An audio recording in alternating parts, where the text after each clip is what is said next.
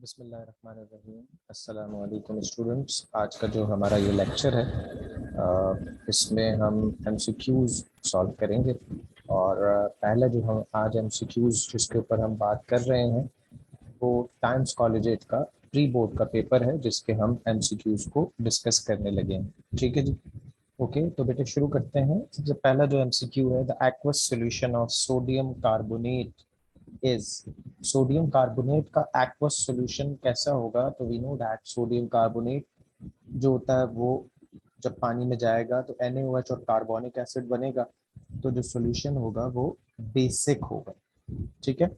उसके बाद कह रहे हैं sample of carbon dioxide gas at SCP occupy 5.6 decimetre cube of volume, its mass will be. Sodium sorry carbon dioxide का volume बताया हुआ है और कह रहे हैं कि इसका मास कितना होगा। तो बेटे वॉल्यूम STP पर फॉर्मूला होता है V is equal to N multiply by 22.41। ठीक है, यहाँ से आप मोल्स निकाल लीजिए। दैट इज V अपॉन 22.41, तो 5.60 डिवाइडेड बाय 22.41, ये आपके पास क्या आंसर आएगा? आई थिंक ये आएगा 0.25। ठीक है, उसको फिर आप कार्बन डाइऑक्साइड के मॉलिक्यूलर मास 44 से मल्टीप्लाई कर दीजिए, तो the answer we will get is 11। ठीक है जी, 11 gram is the answer on emission of alpha particle. Uranium change किस में हो जाएगा? देखो बेटे, जब अल्फा पार्टिकल निकलता है तो एटॉमिक नंबर में 2 कमी आती है और मास नंबर में 4 कमी आती है। इसका एटॉमिक नंबर 92 है, मास नंबर 238 है, तो 92 में से 2 कम होगा 90 और 238 में से 4 कम होगा, इट इज 234, तो this is the answer thorium. ठीक है जी। Dipole moment of this molecule is not zero. इनमें से किसकी डायपोल मोमेंट जीरो नहीं है? कार्बन डाइऑक्साइड लीनियर है, जीरो होगी।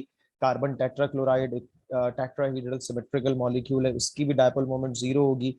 सल्फर डाइऑक्साइड एंगुलर या बेंट मॉलिक्यूल है क्योंकि इसके पास 3 इलेक्ट्रॉन पेयर है, 2 बॉन्ड पेयर, एक लोन पेयर, तो इसकी जो डायपोल मोमेंट है वो जीरो नहीं होगी। The EM on M charge to mass ratio for the cathode rays is dash on the gas filled in the glass tube independent। Charge to mass ratio cathode rays का ना तो gas पर depend करता है ना ही electrode पर depend करता है। अगर यहाँ कैनाल रेज या पॉजिटिव रेज होती तो फिर हमारा आंसर क्या होता? फिर हमारा आंसर होता इसमें गैस पे ये डिपेंड करता है। ठीक है ना जी, कैनाल रेस का। The shape of water molecule is, water की शेप होती है बेटा angular, 2 lone pair 2 bond pair की वजह से। Sulphur has an oxidation state of +4 in this compound. अब आपने इन सब में सल्फर का ऑक्सीडेशन नंबर निकालना है। जब 1 बाय 1 निकालेंगे, चैप्टर नंबर 7 का टॉपिक है, इसकी वीडियो भी अपलोडेड है हमारे चैनल पर, ऑक्सीडेशन नंबर कैसे निकालते हैं। तो उसका आंसर मैं आपको बता रहा हूँ डायरेक्टली, यहाँ पर हम इसको डिस्कस डिटेल में नहीं कर रहे कैसे आएगा, तो इसीलिए इसका जवाब हमारे पास है H2SO3।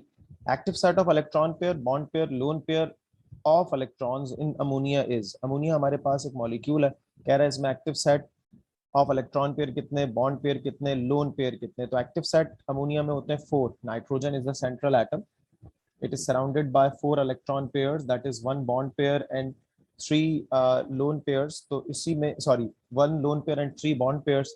तो एक्टिव सेट इसमें 4 है, बॉन्ड पेयर 3 है, लोन पेयर 1 है, तो जवाब इसका ये रहा।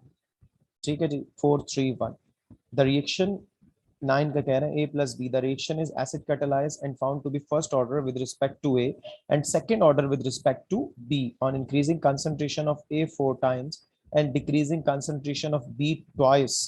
द रेट के ऊपर क्या असर पड़ेगा? तो भाई A के रिस्पेक्ट से क्या है फर्स्ट ऑर्डर और B के रिस्पेक्ट से क्या है सेकंड ऑर्डर। A की कंसंट्रेशन हमने 4 टाइम्स बढ़ा दी, जब A 4 टाइम्स बढ़ेगा तो रेट ऑफ रिएक्शन भी क्या होगा? 4 टाइम्स बढ़ेगा। ठीक है, और B की कंसंट्रेशन ट्वाइस कम कर रहे हैं, यानी कि बी की कंसंट्रेशन हाफ कर रहे हैं, तो रेट ऑफ रिएक्शन क्योंकि ये क्या कहते हैं उसको सेकंड ऑर्डर है, तो वो भी 4 टाइम्स क्या हो जाएगा? कम हो जाएगा।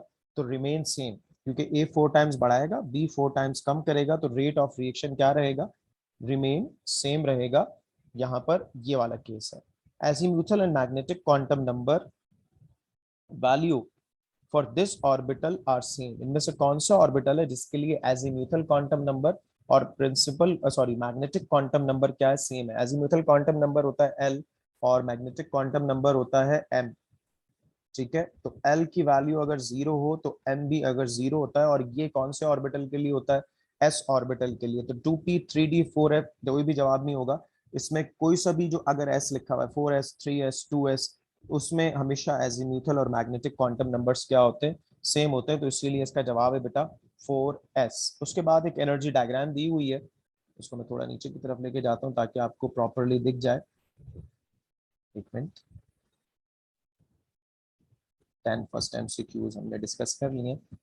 जो 11th हमारे पास एमसीक्यू है उसमें कह रहे हैं the energy profile for an exothermic reaction is given below. Energy profile जो है वो एक एक्सोथर्मिक रिएक्शन का दिया हुआ है हमें, और अगर आप इसके ऊपर गौर करेंगे बेटे तो इसकी थ्रेशोल्ड एनर्जी 40 है, जो टोटल एनर्जी है वो थ्रेशोल्ड होती है। ठीक है, कैटलिस्ट जब डाला है तो वो हमारे पास उसकी प्रेजेंस में जो थ्रेशोल्ड एनर्जी है वो 31 है। एवरेज इंटरनल एनर्जी जो है वो 15 है। कह रहे हैं the energy of activation for this reaction in the absence of catalyst. Catalyst की एब्सेंस में एक्टिवेशन एनर्जी कितनी है। एक्टिवेशन एनर्जी डिफरेंस होता है थ्रेशोल्ड एनर्जी का और एवरेज इंटरनल एनर्जी का। तो threshold energy in the absence of catalyst 40 है, एवरेज इंटरनल एनर्जी 15 है, तो 40 माइनस 15 द आंसर इज 25।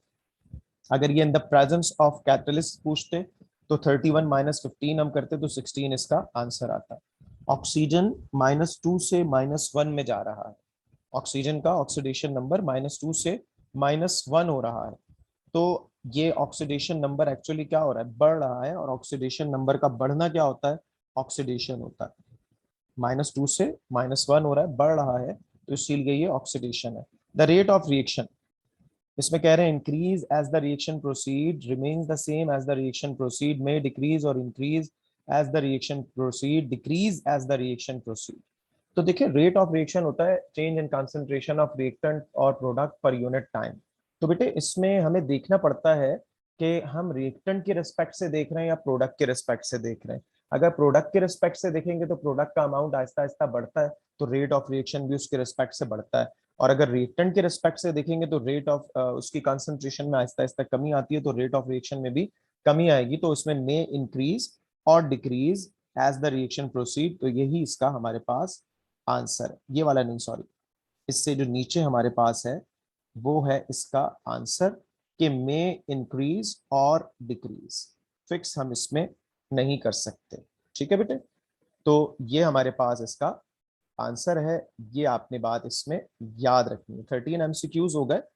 अब इसके नेक्स्ट एमसीक्यू की तरफ बढ़ेंगे। एक मिनट।